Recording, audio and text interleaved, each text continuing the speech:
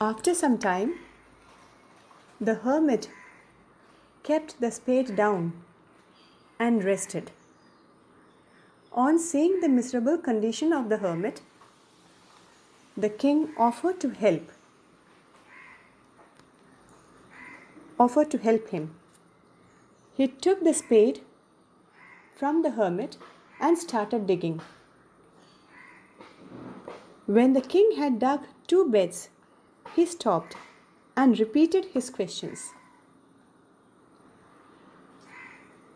The hermit ignored or pretended as if he did not hear and asked for the spade from the king.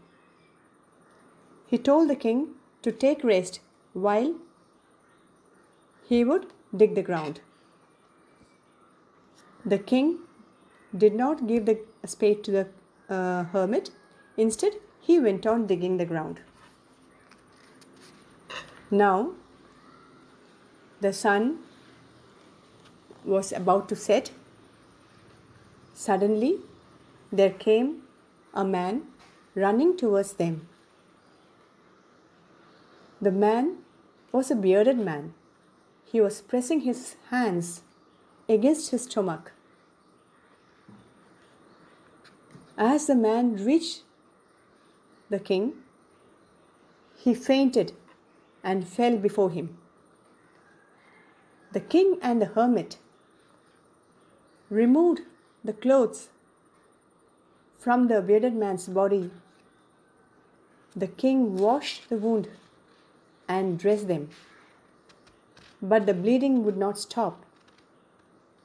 It was bleeding profusely.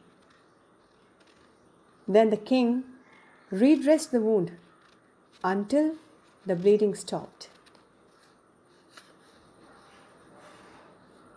Finally, the hermit and the king took the man into the hut and laid him on the bed.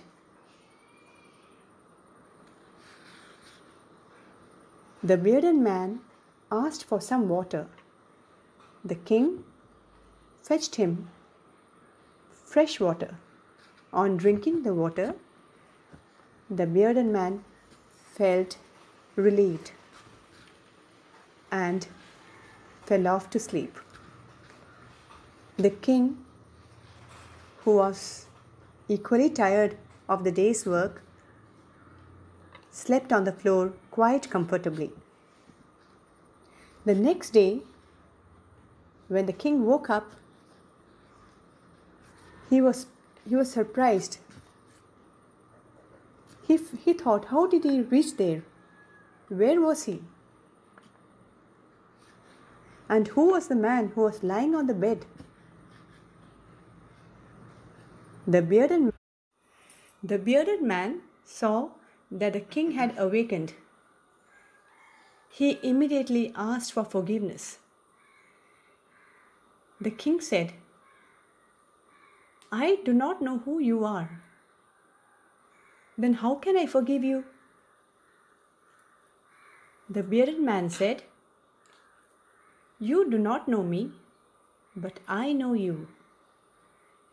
You are the king who killed my brother and seized his property. I came here to take revenge on you. I was following you. I was hiding among the trees and waiting for your return. When you did not return,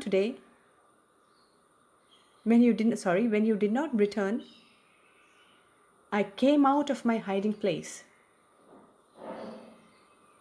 One among your soldiers, your bodyguards, recognized me and wounded me.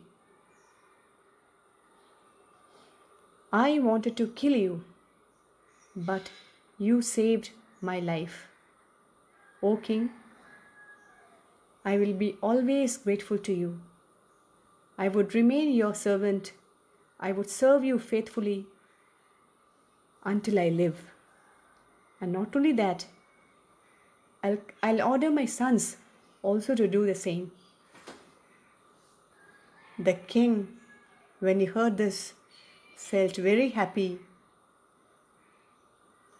to make friendship with an enemy so easily. He thought that he was happy that he could win the man towards his side.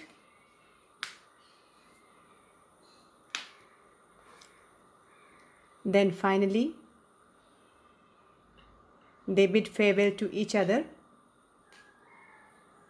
And before that, before leaving, the king promised to give back the property and also to arrange for the bearded man's treatment.